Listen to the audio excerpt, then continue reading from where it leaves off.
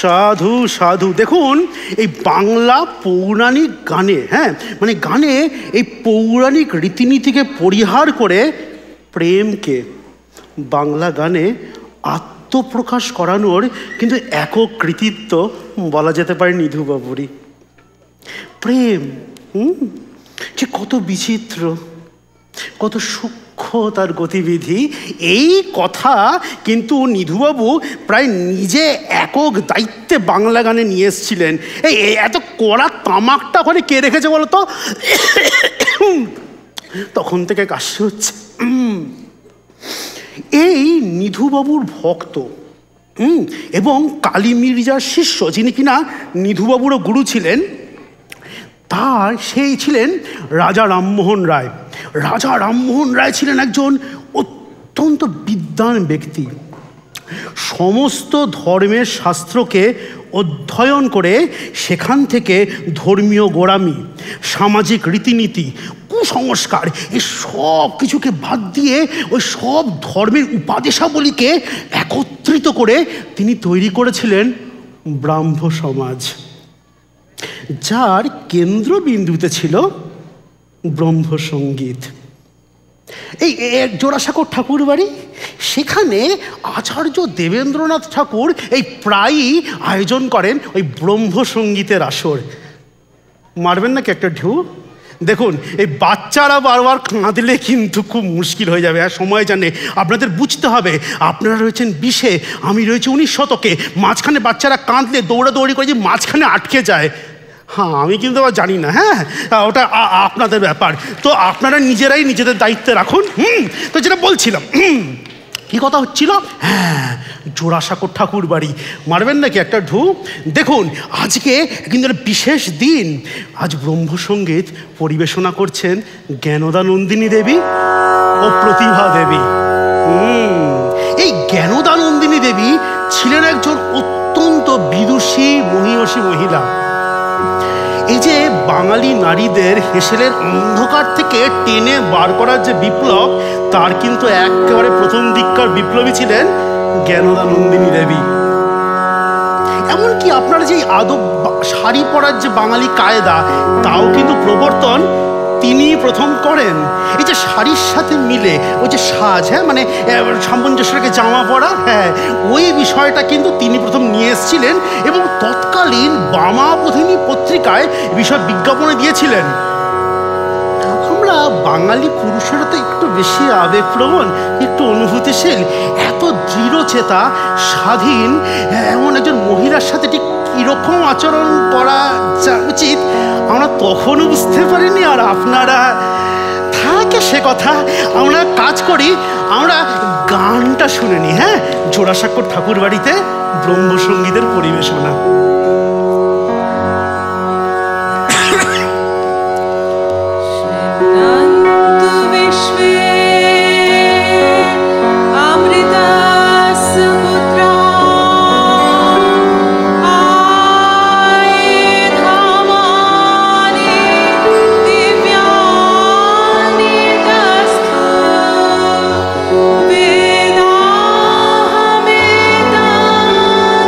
Puruෂ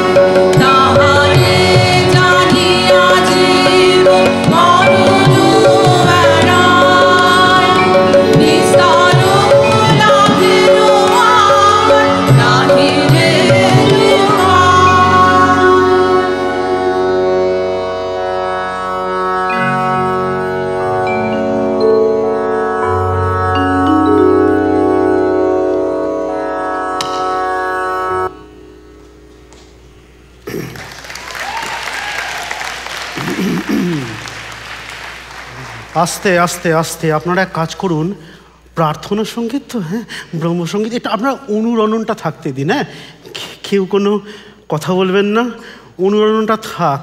ওই ওই ওই দেবশিশুর মতো বাচ্চারা যারা দৌড়াদৌড়ি করছে, একটু শান্ত করুন ওদেরকে। হ্যাঁ, একটু অনুরণনটা আমাদের দরকার। এই অনুরণন থেকে মনে পড়লো, বুঝলেন, অনুসন্ধানের কথা।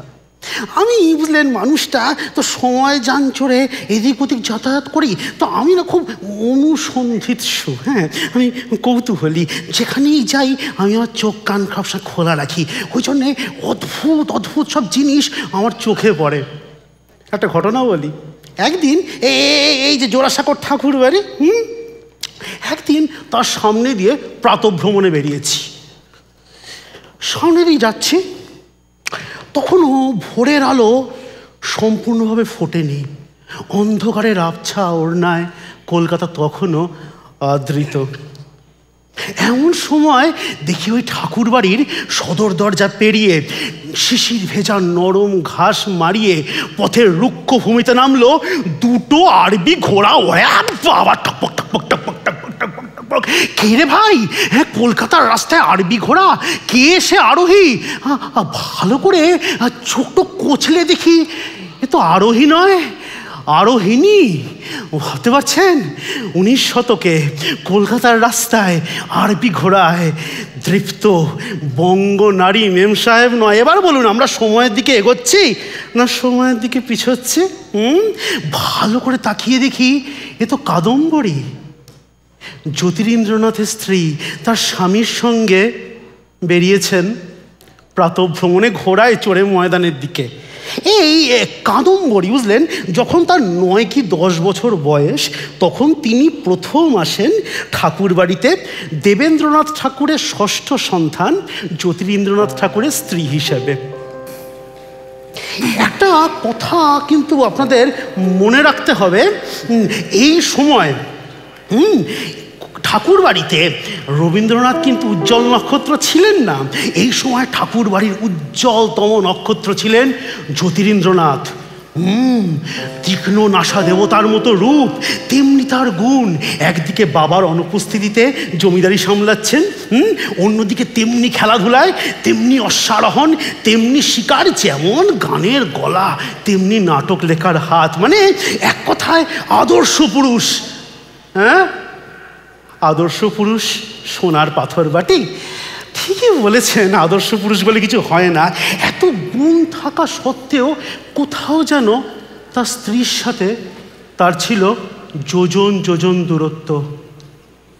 স্বামীর দৃপ্ত পদচারণার পাশে নিতান্তই নিষ্প্রভ নিভৃতচারিণী ছিলেন কাদম্বরী।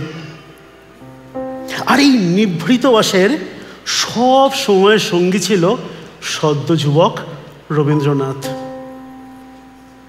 কাদম্বরী ছিল তার সর্বক্ষণের সঙ্গী, তার হৃদয়ের রানী, তার সব থেকে প্রিয় বন্ধু, তার সমস্ত লেখার প্রথম ও বিচক্ষণ পাঠিকা। আসুন আপনাদেরকে নিয়ে যাই চন্দননগরের মোরাম সাহেবের বাগান বাড়ির এক অপরাহ্নে।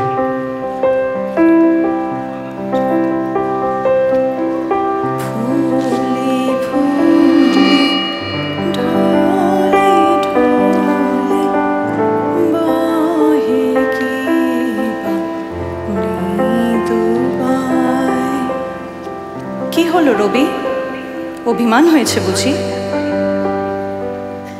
কি হলো? তুমি তখন আমায় ত্রিপুরায় চলে যেতে বললে কেন? তুমি আমায় দূরে ঠেলে দিতে চাও? আমি কেন দূরে ঠেলে দিতে যাব? তুমি নিজেই চলে যাবে। দিন দিন তোমার যশ হবে, তোমার কর্মক্ষেত্র বাড়বে, অনেক মানুষই তোমায় চাইবে। সেটাই কি স্বাভাবিক নয় রবি? দেখবে তুমি যত বিখ্যাত হবে, তুমি ততই সর্বসাধারণের হয়ে যাবে। আমরা এই ছোট গণ্ডির মধ্যে তোমাকে ধরে রাখতে যাব কেন? তোমাকে ছেড়ে আমি কোথাও কোনোদিনও যাব না বৌঠান, এই কথা তুমিও নিশ্চিত জানো। না, তা হয় না রবি। তোমার কবিতা প্রথম শোনানোর জন্যে তুমি আমায় পাবে না। আমি তো নগণ্য। নতুন বোধান, এই কথা তুমি বলো না। তোমাকে ছাড়া যে আমি থাকতে পারি না। তুমি যে আমার সব।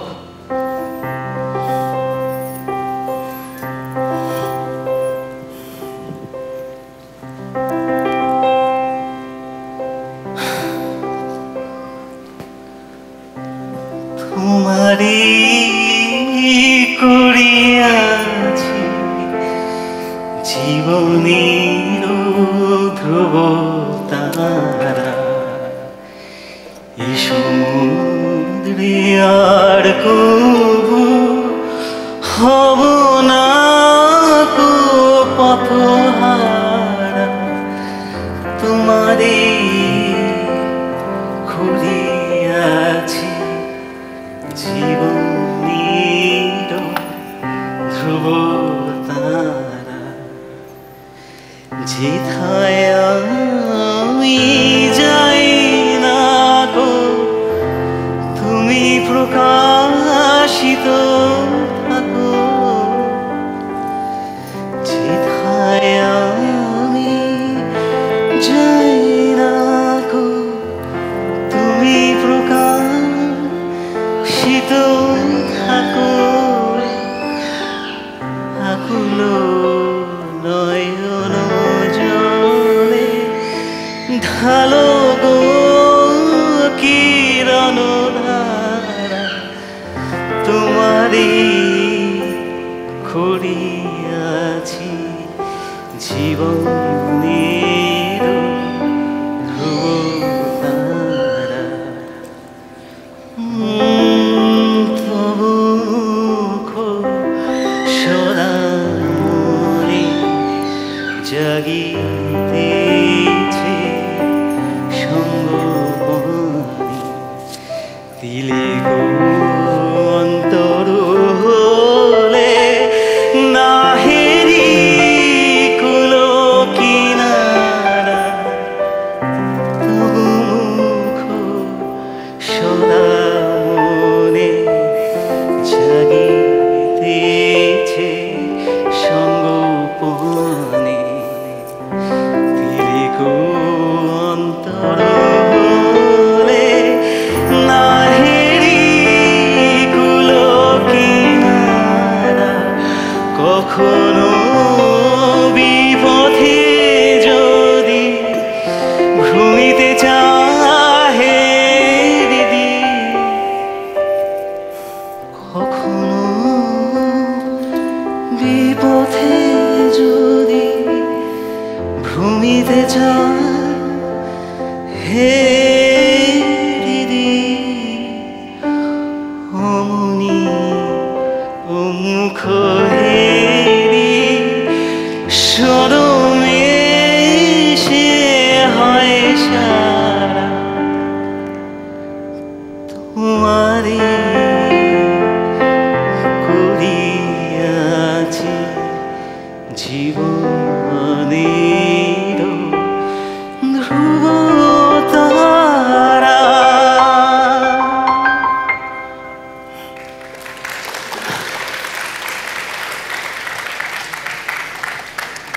এই ইন্দ্রপুরীর ছন্দপতন হওয়া শুরু হলো যখন রবীন্দ্রনাথের যশ, তার খ্যাতি ছড়িয়ে পড়ল দিক দিগন্তে। একটা প্রসঙ্গান্তর করি, আমি যখন ছোট ছিলাম আমি না একটু কোনো অকারণ জায়গায় গিয়ে অকারণ কথা বললে আমার বাবা মশাইরা খুব মারতেন। হ্যাঁ, আমাদের সময় না এটা খুব চলতো। এখন শুনেছি না বাবা বাচ্চাদের হাতে, কিন্তু তাহলে একটু সেটা যদি দেখতে পারেন, দেখুন অনেক কিছু কিন্তু আমার থেকে আপনারা শিখতে পারেন। হ্যাঁ, মানে আমরা তো একটা সময়ের কথা বলছি। হ্যাঁ, মানে আমরা তো অনেক শিখে শিখে এসেছি। তো আপনারা দেখুন না যদি কিছু করা যায়। হ্যাঁ হ্যাঁ, কি কথা হচ্ছে? তো যা বলছিলাম, এই ইন্দ্রপুরীর ছন্দপতন হওয়া শুরু হলো যখন রবীন্দ্রনাথের খ্যাতি ছড়িয়ে পড়ল দিক দিগন্তে। আর কাদম্বরী ডুবে গেলেন আরও নিঃসঙ্গতা, আরও বিষণ্ণতার রাজ্যে। ঠাকুর বাড়ির তেতলার এক বিকেলবেলার কথা বলি। সেদিন কাদম্বরীর মনটা খুব লঘু। দীর্ঘ রোগ ভোগের পর শরীরটাও তার খুব ভালো। আজকে তো একটা বিশেষ দিন। তার স্বামী জ্যোতিরিন্দ্রনাথের জাহাজ সরোজিনীর সেদিনই প্রথম ভাসার কথা পানিতে। সেই উপলক্ষে জাহাজে বিশাল পার্টি হবে, স্বামী তাকে নিতে আসবেন। সেই অনুযায়ী কাদম্বরী একেবারে বিকেল থেকে সেজে গুজে তৈরি। কিন্তু কোথায় স্বামী? বিকেল গড়িয়ে সন্ধে, সন্ধে গড়িয়ে রাত। কাদম্বরীর ধৈর্যের বাঁধ একটু একটু করে ভাঙতে লাগলো। এবং অদৃষ্টের কি অদ্ভুত পরিহাস দেখুন, ঠিক এই সময় তার হাতে উঠল একটা কালান্তক চিঠি, এক বিখ্যাত নটির প্রেমপত্র তার স্বামীর প্রতি। এতদিনের বঞ্চনা, অবহেলা, নিঃসঙ্গতা, বিষণ্ণতা, অপমানের যে সুউচ্চ হিমবাহ, তাতে ফাটল ধরল। খেয়ে ফেললেন ওই বিশু কাপড়ওয়ালির কাছ থেকে নেওয়া 4টে কালো রঙের বড়ি, যা খেলে পাখি হয়ে উড়ে যাওয়া যায় অনন্ত আকাশে।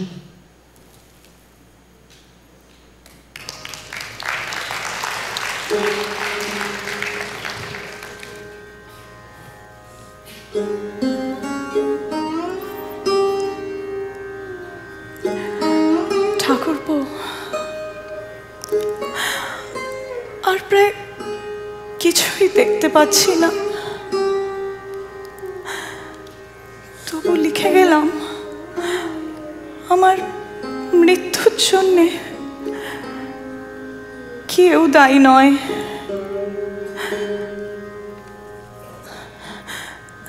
দায়ী নন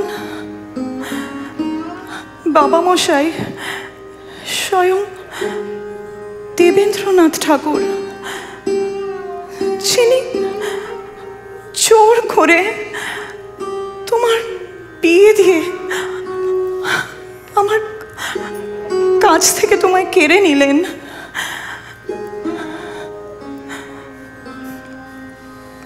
দায়ী নন আমার মেচ্ছা জ্ঞানদানন্দিনী, যিনি কোনোদিনই আমাকে তোমার নতুন দাদার যোগ্য স্ত্রী ভাবতে পারলেন না, দিলেন না এতটুকু সম্মান।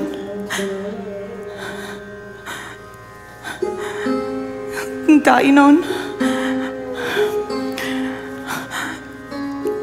তোমার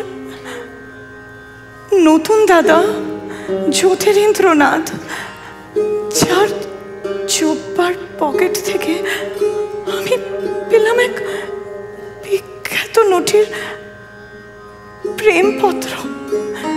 সে প্রেমপত্রের নিচে কোনো নাম ছিল না। ঠাকুরপো, তুমিও নও দায়ী। তোমার জীবনে এখন এক নতুন খেলা, জায়গা তো ছেড়ে দিতেই হবে পুরাতনকে। তুমিই তো বলেছ ঠাকুরপো, ঢাকো তবে ঢাকো মুখ, নিয়ে যাও দুঃখ সুখ, চেও না ফিরে ফিরে, হৃদয় আলোয় নাহি অনন্তের পানি চাহি, আধারে মিলাও ধীরে ধীরে। তবে তাই হোক ঠাকুরপো,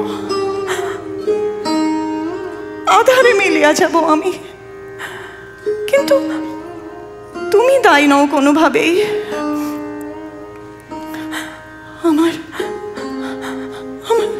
মৃত্যুর জন্যে দায়ী আমার অমোঘ নির্বোধ নিয়তি। পাপ যাকে বিদ্ধ করে না, পুণ্য যাকে বদলাতে পারে না, আমায় মনে রেখো রবি, এই কথাটুকু বলার স্পর্ধাও আমার নেই। আমার সব গেছে, সব গেছে। শুধু ভালোবাসাটুকু যায়নি। আজও তোমায় খুব ভালোবাসি।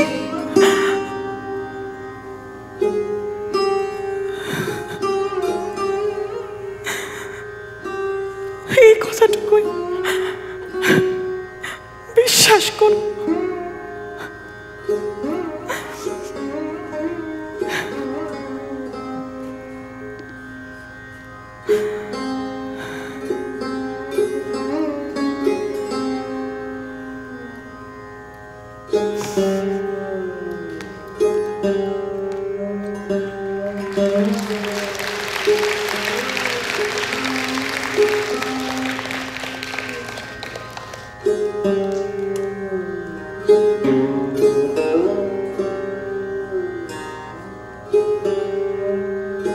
একদিন সময় জানে চলতে চলতে দেখি জানলার এক কোণে চুপ করে বসে আছেন রবীন্দ্রনাথ। চোখ বন্ধ করে অনেক দিন না দেখা কিন্তু খুব চেনা কোনো মুখের কথা তিনি ভাবছেন, লিখছেন, হে আমার বিস্মৃত, আমার চিরস্মৃত, এ কথাগুলো আমি তোমার জন্য লিখিতেছি। পাছে যদি তুমি আমার কণ্ঠস্বর ভুলিয়া যাও, অনন্তের পথে চলিতে চলিতে দৈবাৎ যদি তোমাতে আমাতে কখনো দেখা হয়, পাছে যদি তুমি আমায় চিনতে না পারো, সেই কথা মনে করিয়া আমি তোমায় লিখিতেছি। তুমি কি শুনিতে পাইতেছ না? বাবুমশাইরা, সব সম্পর্কের কিন্তু সংজ্ঞা হয় না, না পরিণতিও হয় না, কিংবা হয়তো হয় আমার আপনার জানার বাইরে। ঠিক ভুলের দ্বন্দ্ব পেরোনো কোনো এক অনন্ত দুস্তর অনিকেত প্রান্তরে।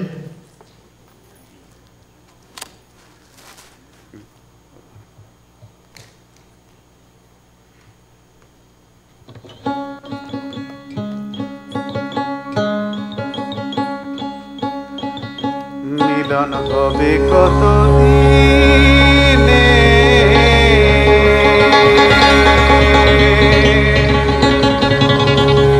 মিলন হবে কতদিনে,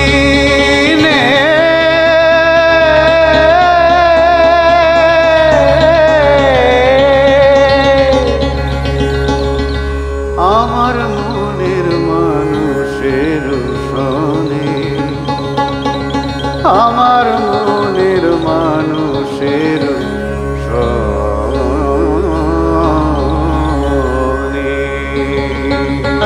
আমরা তো সকলেই মনের মানুষ খুঁজি না আজীবন, কিন্তু তার খোঁজ পাওয়া কি এতই সহজ? সে তো পাখির মতো লঘুপদ, এই দেহের খাঁচায় তার অনায়াস প্রবেশ, অনায়াস প্রস্থান।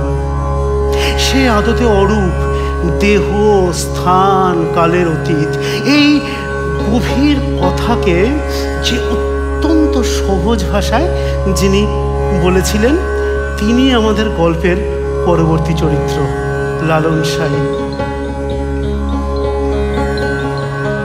তারে ধরতে পারলে মনো বেড়ি, তারে ধরতে পারলে মনো বেড়ি, দিতাম পাখির পায়, কেমনে আসে যায় সার ভিতর পাখি কেমনে আসে যায়। লালন সাঁই ছিলেন একজন আধ্যাত্মিক বাউল সাধক, একজন মানবতাবাদী, একজন সমাজ সংস্কারক, অসামান্য কিছু গল্পের, কিছু গানের সুরকার, গীতিকার, গায়ক। তার জন্ম হয়েছিল বর্তমান কুমিল্লা জেলার ভাড়ারা গ্রামে এক হিন্দু সম্ভ্রান্ত কায়স্থ পরিবারে।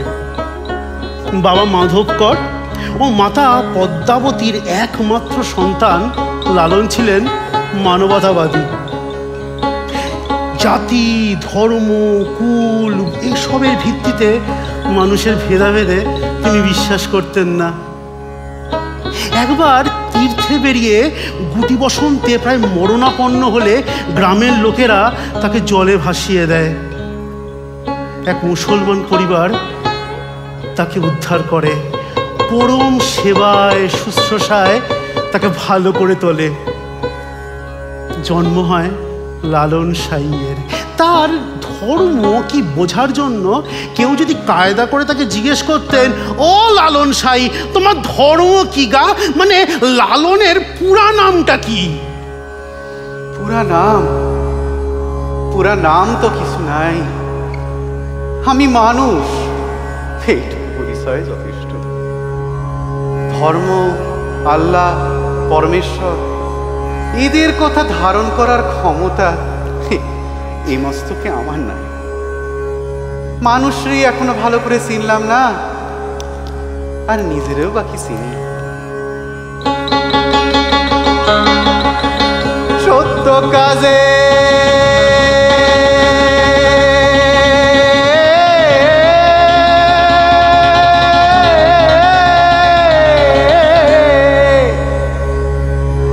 সত্য কাজে কেউ নয় রাজি,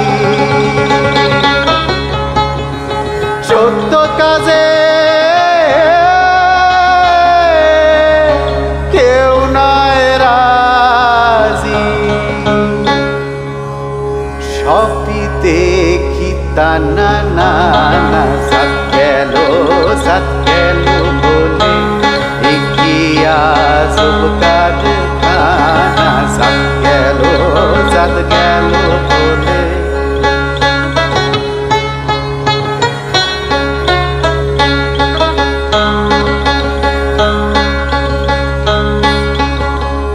আসবার কালে কি যাচ্ছিলে, হবে সে কি জাত হলে।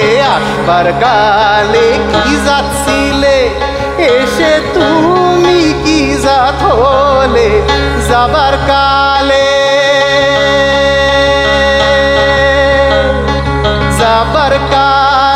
কি জাত হবে, যাবার কালে কি জাত হবে, সেই কথা ভেবে বলো না। সাত গেল বলে।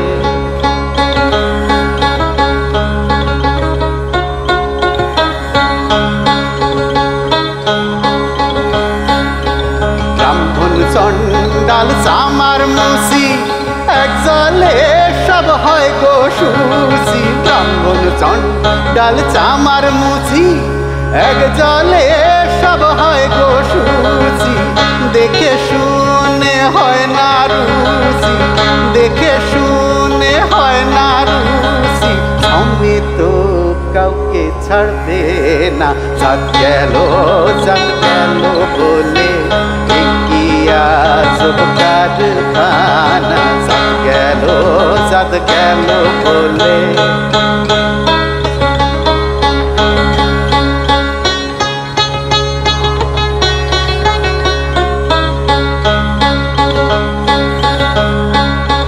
এই গোপনে যে বেশ্যার ভাত খায়, তাতে ধর্মের কি আসে যায়। গোপনে যে বেশ্যার ভাত খায়, তাতে ধর্মের কি আসে যায়। লালন বলে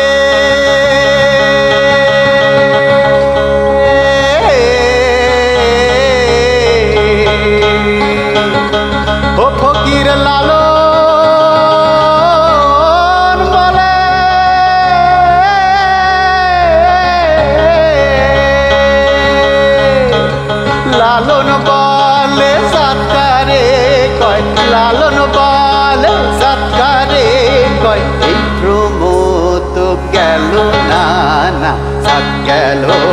রাত গেল বলে এগিয়া যাব কারখানা সত্য কাজ